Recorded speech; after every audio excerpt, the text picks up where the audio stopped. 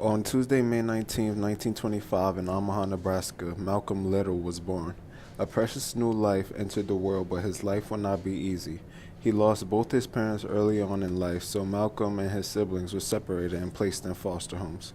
Years later, Malcolm moved to Boston to live with his sister Ella, where he worked various jobs. It is here where Malcolm gets exposed to the criminal world. In 1946, Malcolm was convicted of larceny, breaking and entering, and carrying a weapon. He was sentenced to 8 to 10 years in Charlestown Prison. Here he began reading as many books as possible and educating himself. In 1952, Malcolm is released from prison after 6 years instead of 8 to 10 and became a human rights activist. He meets Elijah Muhammad in Chicago, where he then receives the legendary X from the Nation of Islam. In 1964, Malcolm X broke with the Nation of Islam and converted to traditional Islam. He made a pilgrimage to Mecca, where he began to question his beliefs after seeing Muslims of all races coming together in peace. He then changed his name to El-Hajj Malik al-Shabazz.